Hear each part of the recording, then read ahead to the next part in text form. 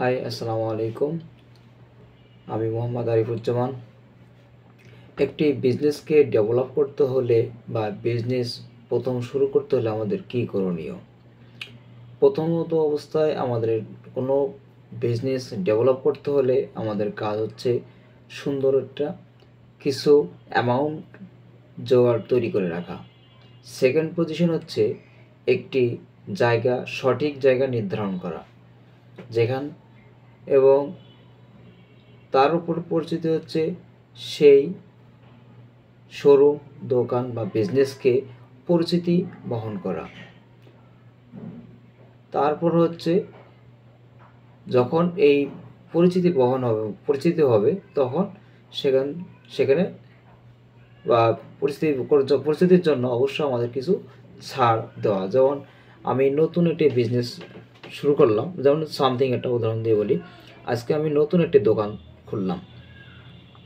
দোকান খুলতে গেলে অবশ্যই যে কোনো জায়গা থেকে আমাকে যে কোনো সুন্দর একটা জায়গা পজিশন মতো একটা দোকান নিতে হবে। সেকেন্ড পার্সন হচ্ছে, যদি আমি অনলাইন প্লাস অফলাইন মার্কেটিং করি, অনলাইন মার্কেটিং করতে হলে আমাদের অবশ্যই একটি ফেসবুক পেজ থাকতে হবে, কিংবা ইনস্টাগ্রাম প্রোফাইল, বিভিন্ন রকম যতগুলো সোশ্যাল মিডিয়া সাইট যতগুলো আছে যেগুলো থেকে মার্কেটিং করা যায় সেগুলো থাকতে হবে। এবং আমাদের প্রত্যেকেরই একটা করে ফেসবুক আছে, ইউটিউব চ্যানেল আছে, ইনস্টাগ্রাম আছে, আরও অন্যান্য সাইট যতগুলো সোশ্যাল মিডিয়া সাইট আছে সবগুলোই আছে। কিন্তু এগুলোর ক্ষেত্রে যেমন আপনার প্রোফাইল এক জিনিস আর পেজ আরেক জিনিস। যদি পেজ থাকে, প্রোফাইলে আপনার নিজের ব্যক্তিগত জন্য, আর পেজ হচ্ছে বিজনেসের ক্ষেত্রে, ব্যবসার জন্য। যদি আমরা কোনো কিছু মার্কেটিং করতে যাই, ফার্স্ট টাইম আমি অনলাইন মার্কেটিং সম্পর্কে কথা বলতেছি। অনলাইন মার্কেটিং করতে চাই তাহলে আমাকে সুন্দর একটি পেজ খুলতে হবে, এবং পেজের লাইক এবং ফলোয়ার দুইটাই কালেক্ট করতে হবে। কিছু কিছু ক্ষেত্রে করা যায়, যেমন হচ্ছে একটি আপনার ফেসবুক, আমি যদি অনলাইন মার্কেটিং করতে চাই, যেমন যে পেজের আন্ডারে আমি মার্কেটিং করতেছি, কোনো মানে যারা কেনাকাটা করবে আপনার কাছ থেকে অনলাইনের মাধ্যমে, যদি আপনার প্রোফাইলটা দেখবে, যে পেজ বা প্রোফাইল দেখবে যে পেজের লাইক কেমন আছে, ফলোয়ার কেমন আছে, তারপর পেজের রিভিউ কেমন আছে, কোনো খারাপ ফিডব্যাক আছে কি না, এগুলো তারা ফলো করার পরে তারপর আপনার পেজের যারা কমেন্টস করছে বা লাইক দিছে, শেয়ার করছে যে এগুলা কেমন, তারা চেক করার পর তারপর আপনার যে কোম্পানি, অনলাইন যে কোম্পানিটা খুলছেন, এটা তারা বিশ্বস্ত কিনা, মানুষ বিশ্বস্ত কিনা বা কোনো প্রতারিত হয়েছে কিনা, এটা তারা ফলো দেখার পরে তারপর আপনাকে অর্ডার করার পর তারপর আপনি তার কাছ থেকে প্রোডাক্ট সেল করতে পারবেন। কিন্তু এমন কিছু করা যাবে না যেটা হচ্ছে আপনি অনলাইনে প্রোডাক্ট সেল করতেছেন ঠিকই, কিন্তু আপনি যে প্রোডাক্টটা তাকে দেখাইছেন সেই প্রোডাক্টটা মানগত বা গুণগত মান ভালো না, এমনটা করা যাবে না। যে প্রোডাক্টটা আমি দেখাবো সেই প্রোডাক্টটাই থাকতে হবে। তাহলে একই রকম যদি আপনি যদি মানুষের কাছে বিশ্বস্ত অর্জন করেন, তাহলে আপনার প্রোডাক্ট বা আপনার কোম্পানির পরিস্থিতি বহন করতে হলে বেশিক্ষণ সময় লাগবে না। তবে আমাদের প্রথমত অবস্থায় একটি ফেসবুক পেজ খোলার পরে বা বিজনেস পেজ খোলার পরে প্রথম হচ্ছে আমাদের মানুষের কাছে পরিচিতি বহন করতে হবে, যে আমার এই যে পেজটা, বিজনেস যে পেজটা, আমি অনলাইনে প্রোডাক্ট সেল করে থাকি, এটাকে মানুষের কাছে পরিচয় বহন করতে হবে। অর্থাৎ যদি আমি অর্গানিকভাবে করি তাহলে বিভিন্নভাবে শেয়ার করতে হবে, বিভিন্ন মানুষের মাধ্যমে, বন্ধু বান্ধব যা আছে সবকে জানাতে হবে। সেকেন্ড পার্সন হচ্ছে অ্যাড রান করতে হবে, অ্যাডভাইস। ফার্স্ট টাইম আমি অর্গানিকভাবে মার্কেটিং তেমন কিছু বলা থাকে না, যা আপনার যতগুলো বন্ধু বান্ধব আছে বা আপনার তাদের কাছে বললেন আমার প্রোডাক্ট আছে, তুই আমার অনলাইনে যে বিজনেসটা আছে এটা শেয়ার কর, মানুষের কাছে প্রচার করে দে বা বিভিন্ন গ্রুপে শেয়ার করে দে, এইটুকুই জাস্ট। আর অনলাইন আরেকটা হচ্ছে পেইড অ্যাড রান করতে হয়, যেটা অ্যাডভাইস। মানুষের কাছে অ্যাডভাইস করলে মানুষ আপনার যে বিজনেস, অনলাইনে যে বিজনেসটা সবার কাছে প্রচার করতে হবে। তাহলে প্রচার করতে হলে আমাদের অবশ্যই একটি অ্যাড রান করতে হবে। অ্যাড রান করতে গেলে প্রথমত অবস্থা আপনি এনগেজমেন্ট বা এগুলো অ্যাড রান করলে হবে না, প্রথম অবস্থা আপনাকে অ্যাওয়ারনেস অ্যাড রান করতে হবে। অ্যাওয়ারনেস অ্যাড রান করলে আপনার ওখানে আপনার হিউজ পরিমাণ যত আপনার অ্যামাউন্ট দিয়ে অ্যাডটা রান করবেন, যদি কয়দিনের জন্য অ্যামাউন্ট এই অ্যাড রান করবেন, সেই কয়দিনের জন্য একটা হিউজ পরিমাণ ডেলি একটা রেজাল্ট বেরোবে, কতটুকু ভিউ হলো, কতটুকু রিচ হলো, এইগুলো মানুষের সাথে পরিচয় বহন করবে। আমার যে বিজনেসটা আছে এগুলো আপনি মানুষের পরিচয় দিলেন। সেকেন্ড পার্সন হচ্ছে আপনি এনগেজমেন্ট অ্যাড রান করলেন। তারপর আপনার এনগেজমেন্ট অ্যাডের ভিতরে আরও অনেক কিছু আছে, আপনার পেজে লাইক বাড়ানো সম্ভব, ফলোয়ার, অর্গানিকভাবে। এগুলো হচ্ছে যেগুলো আপনি অ্যাড রান করে করবেন, এটা আপনার হিউজ একটা আপনার আপনার বিজনেসের জন্য উপকৃত হবে। তারপর আস্তে আস্তে আপনি মানুষের কাছে যখন প্রোডাক্ট সেল করতে থাকবেন, তা আপনার ভালো ভালো ভালো ফিডব্যাক আসবে, তখন আপনি একটা অনলাইনের জগতে ভালো ধরনের একটা বিজনেস বা আপনার ব্যবসাটার পরিচিতি বহন করতে পারবেন। তারপর আপনি যদি অফলাইনে আসেন, অফলাইনে আসলে আপনাকে নতুন একটা বিজনেস বা দোকান, শোরুম যেটাই খোলার পরে আপনার বন্ধু বান্ধবকে জানাতে হবে, বন্ধু আমি একটা নতুন দোকান খুলছি, তোরা আইস আমার দেখা করে যাস এবং আমার কাছে কিছু নিয়ে যা, যদি আরও তোর বন্ধু বান্ধব যারা আছে তাদের কাছে এগুলো বল, এগুলো প্রচার, তাহলে তারা নতুন আপনার তার অর্গানিক যারা আছে, অফলাইনে যে বিজনেসটা আছে, যেটা শোরুম আছে, সেটাও আপনার বন্ধু বান্ধব সহ আরও অনেকে আসবে।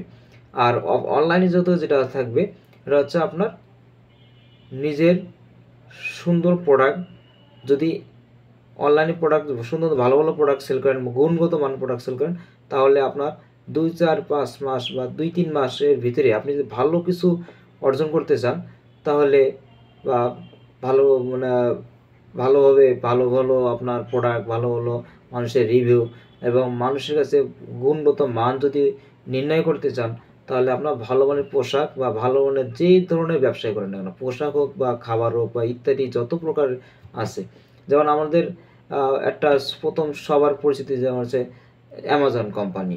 অ্যামাজন কিন্তু প্রথম অবস্থায় যেটা দেখা যায় যে নতুন যখন বিজনেস শুরু করে তখন কিন্তু তাকে কেউ চিনত না। তারপর যেমন হচ্ছে আলিবাবা, তাকে কেউ চিনত না। যেমন দারাজ, তাকে কেউ চিনত না। তারা কিন্তু ধীরে ধীরে মানুষের কাছে পরিচিত হয়েছে। অ্যামাজন কিন্তু আমেরিকান একটা কোম্পানি। এগুলো যখন ওরা প্রোডাক্ট সেল করতে করতে, আজকে দেখো ভালো মানের প্রোডাক্ট সেল করতে ভালোভাবে একটু মানুষের কাছে পরিচিতি বহন করতে গেলে সে আজ দেখো পুরা ইন্টারন্যাশনাল জগতে অ্যামাজন কোম্পানি ছড়িয়ে পড়ছে। অবশ্যই আমাদের কোনো কিছু প্রোডাক্ট বা কোনো বিজনেস শুরু করতে হলে অবশ্যই তার আগে আমাদের দরকার ভালো কিছু, একটা ভালো একটা অ্যামাউন্ট এবং সঠিক জায়গা নির্ধারণ এবং মানুষের কাছে ভালো রিভিউ বা ভালো মানের প্রোডাক্ট যদি না সেল করেন, তাহলে কিন্তু আপনার ভালো কোনো রিভিউ আসবে না, খারাপ ফিডব্যাক আসবে, তখন কিন্তু আপনার কাছে প্রোডাক্ট কিনবে না। অবশ্যই আমাদের উচিত নতুন বিজনেস শুরু করতে হলে বা আস্তে পরিচিতি পাওয়ার পরও মানুষের কাছে আপনার বিজনেসকে টিকে রাখতে হলে সবসময় নিজে স্ট্রং হিসেবে স্ট্রং হতে হবে এবং ভালো মানের প্রোডাক্ট সেল করতে হবে, মানুষের প্রোডাক্ট তাকে দিতে হবে, দেখাতে হবে এবং তাকে যে প্রোডাক্টটা তার কাছে সেল করছেন তার কাছে আপনি জিজ্ঞাবেন যে ম্যাম বা স্যার, আমি যে প্রোডাক্টটা আপনার কাছে সেল করছি এই প্রোডাক্টটা কেমন হয়েছে, তার কাছ থেকে কিছু এরকমভাবে বললেও, এরকমভাবে তাকে জিজ্ঞাবেন, দেখবেন এরকম করতে করতে দেখবেন আপনার বিজনেসটা ড্র হবে, সবসময় আপ হবে, ডাউন হবে না। যদি আপনি মানুষের কাছে ভালো মানের প্রোডাক্ট সেল করলেন, দেখাইলেন ভালো মানের, কিন্তু দিলেন খারাপ, তখন কিন্তু আপনার বিজনেসটা ডাউন হয়ে যাবে। অবশ্যই আমাদের চিন্তা ভাবনা করা উচিত যে বিজনেসটাকে ডেভেলপ করতে হলে অবশ্যই আমাদের মানুষের কাছে পরিস্থিতি বহন করতে হবে, প্লাস তারপরে আমাদের আর একটা শর্ত হচ্ছে মানুষের কাছে ভালো মানের প্রোডাক্ট আমার তাদেরকে দিতে হবে, যাতে মানুষ কোনো খারাপ কোনো কথা না বলে, এবং যাতে আমার যে বিজনেসটা বা ব্র্যান্ডেরটা কোনো প্রকার ক্ষতি না হয় বা ডাউনে না যায়, সবসময় ওপরে থাকে। কোনো সময় কোনো বিজনেসম্যান কিন্তু আপনার একজন থেকে বড় হয় না, সবসময় ছোট থেকে বড় হয়। আজকে আপনি 1 টাকা দিয়ে বিজনেস করেন, দেখবেন এরকম করতে করতে আপনি আজকে 1 টাকা, তারপর কিছুদিন পরে 2 টাকা, 5 টাকা, 10 টাকা, এরকম করতে 1000 টাকা, 1000, 2000, 5000, 50,000, 1 লাখ, 2 লাখ, 5 লাখ, এরকম যখন বিজনেসটা আপ হবে তখন কিন্তু বিজনেসটা ইনভেস্ট করতে ভালো লাগবে। আর যদি আমি 5,000 টাকা 1 লাখ টাকা ইনভেস্ট করলাম, আমার লস হয়ে গেল, অবশ্যই এরকম কিছু করা যাবে না।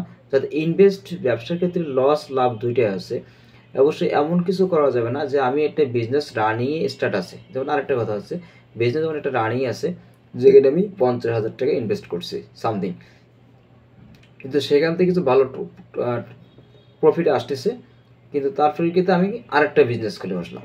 তো এখানে দেখা যায় একটা বেশিরভাগ ক্ষেত্রে যে ছোট যারা বিজনেস শুরু করতে যারা মেরে খেয়ে যায়, একটা বিজনেস শুরু করতেছে, রানিং স্টেজ চলতেছে, সেখান থেকে কিছু প্রফিট আসতেছে, সে সাথে তো আরেকটা বিজনেস খোলে, তখন এই বিজনেসের যে টাকাটা আছে ওখানে যখন ইনভেস্ট করে, তখন এই বিজনেসের ঘাটতিটা অটোমেটিক পড়ে যায়, তখন এই বিজনেসটা ডাউন হয়ে যায়।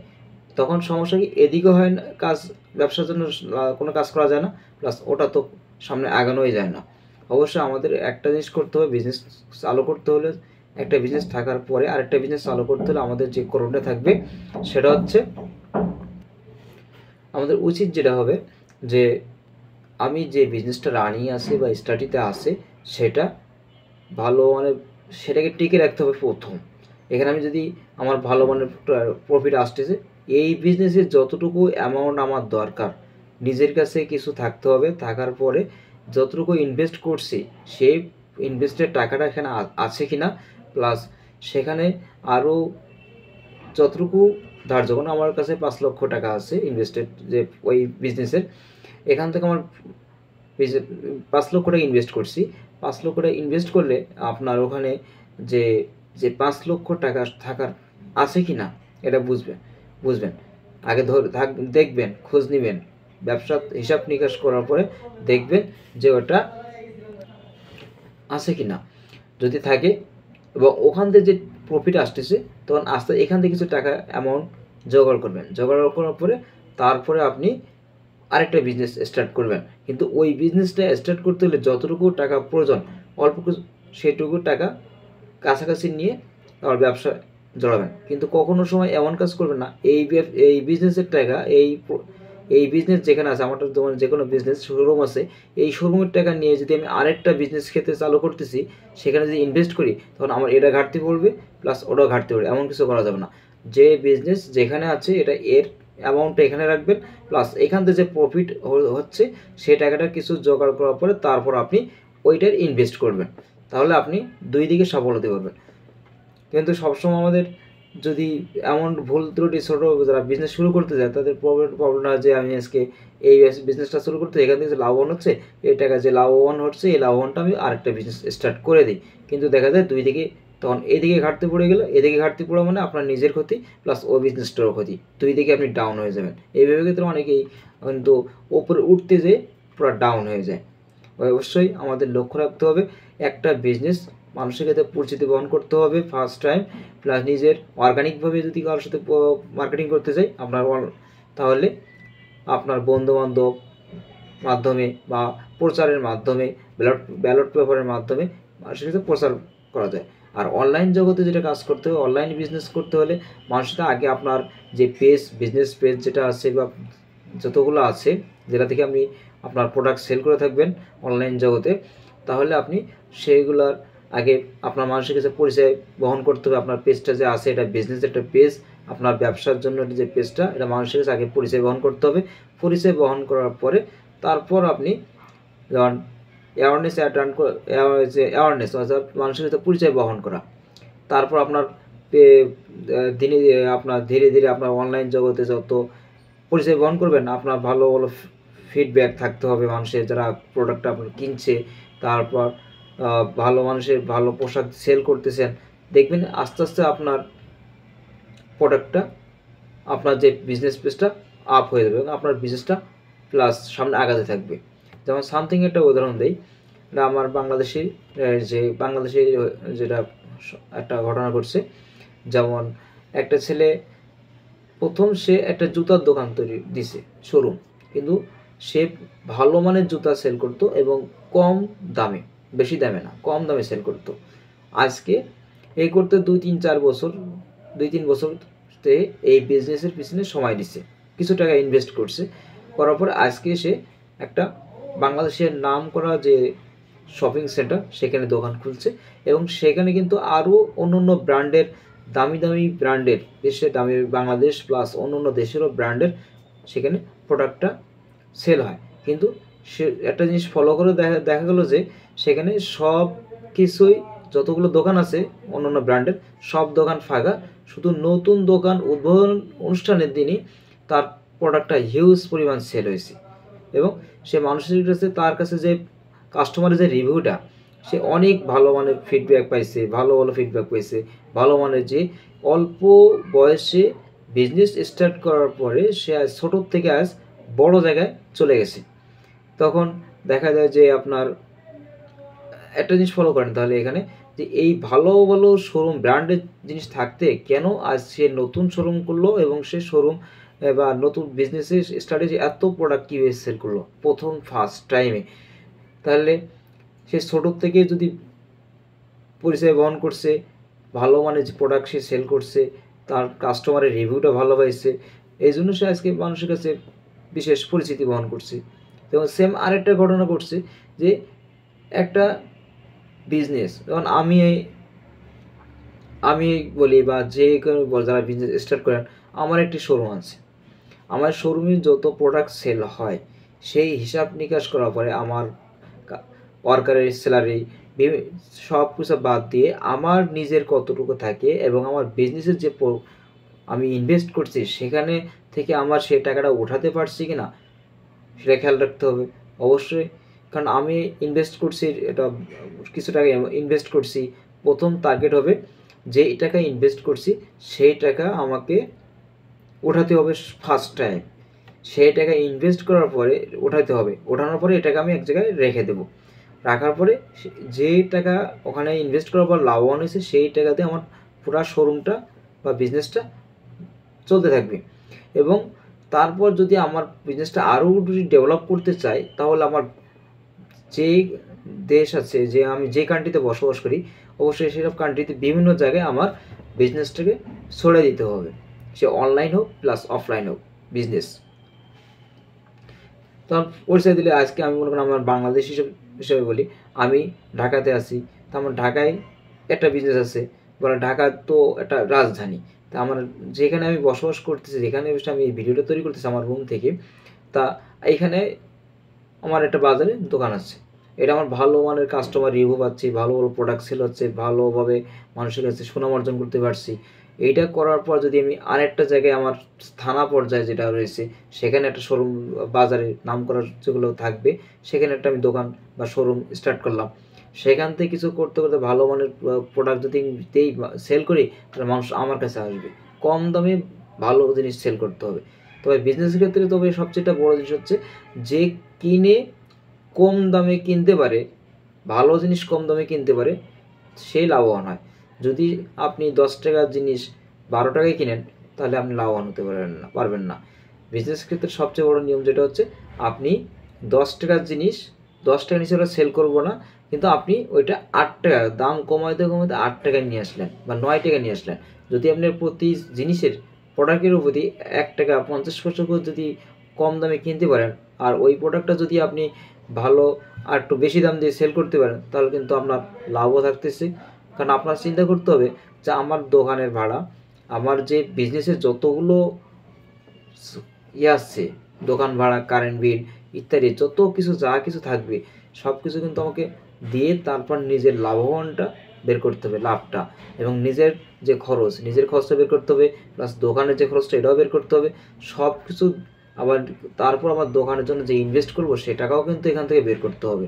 অবশ্যই আমাদের বিজনেসকে ডেভেলপ করতে হলে সর্বপ্রথম একটা অর্থ কিছু জোগাড় করতে হবে, জায়গা নির্ধারণ করতে হবে, তারপর মানুষের কাছে পরিচিতি বহন করতে হবে। আর মানুষের কাছে যদি পরিচিতি বহন করি, ভালো মানের জিনিস প্রোডাক্ট যদি সেল করি, তাহলে কিন্তু আপনার বিজনেসটা বা আপনার ব্যবসাটা ডেভেলপ হবে।